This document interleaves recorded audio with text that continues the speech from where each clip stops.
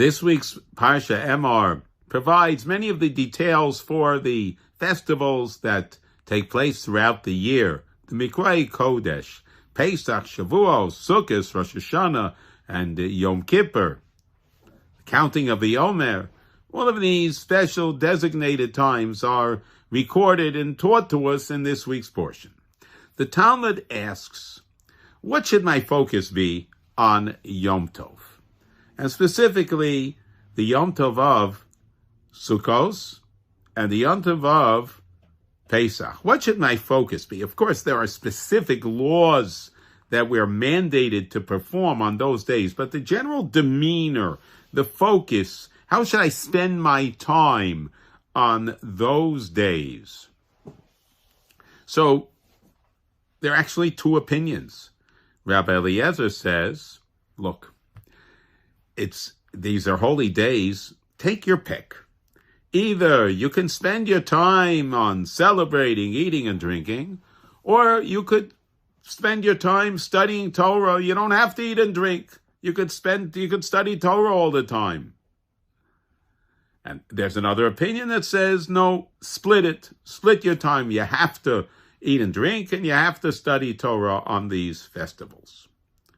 However, the Gemara says, when it comes to the holiday of Shavuos, the great sage Rabbi Elazar says, when it comes to the holiday of Shavuos, everybody agrees. There's no argument. Everybody agrees you must spend time on eating and drinking and celebrating. The Gemara asks, why? Why? What is so unique about Shavuos? Where Pesach and Sukkot, you have an option. You don't have to eat and drink, according to one opinion. But Shavuos, everybody agrees, you have to have time for eating and drinking. And the Gemara says, because this is the day that the Torah was given. The day the Torah was given. Of course, you got to eat and drink. So Rashi explains that, well, you want to, there are so many, there are beautiful, beautiful mitzvos, and there's an abundance of Torah and mitzvos. We want to make sure that it doesn't look like we consider receiving the Torah on Shavuos as a burden. So, on the contrary, we're showing that we're celebrating receiving the Torah. That's how Rashi explains it beautifully. Rabbi Eliel Apian asks a question. Still, it is the day of the giving of the Torah. You would think that on that day it would be most appropriate to dedicate oneself totally to the spiritual experience of studying Torah. How can the Gemara, why does the Gemara say, because you got the Torah, you definitely have to eat and drink? Rabbi Eliel Apian explains so beautifully.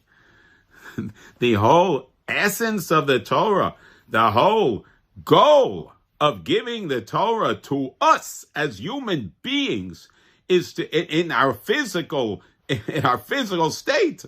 In fact, when Moshe went up to Mount Sinai to receive the Torah, the angels complained, how do you give it to a human being? And God specifically wanted to give the Torah specifically to human beings. Why? Human beings who eat and drink and are in the physical. The whole idea, the goal of the Torah is to elevate everything that is physical and make it spiritual, and the Torah tells us how to do that. So, of course, on Shavuos, we celebrate and observe Shavuos by eating and drinking because we're showing and that we understand that the whole purpose of eating and drinking is to serve God, and that the Torah is directing us and showing us that every single physical activity that we perform throughout the day, throughout our lives, can be spiritually elevated. It is not mundane. It may appear mundane. It may be mundane, but we have the power to elevate. It's following thought. The Chovos HaLevavos, Duties of the Heart, Rabbeinu, the great Rabbeinu Bechaya, in Shara Bitochen, the gateway of trust in God, he speaks about the alchemist. The alchemist was a person in ancient days who supposedly had the ability to take any material and create it, to change it, to transfer it, and to make it into gold. That was the alchemist. The Torah is actually greater than the alchemist, because the Torah is telling us how we can take a piece of meat, a piece of kugel, a piece of challah, or anything physical, any of our physical activities, and turn them into spiritual gold. And so what an amazing gift and an amazing uplifting message this is.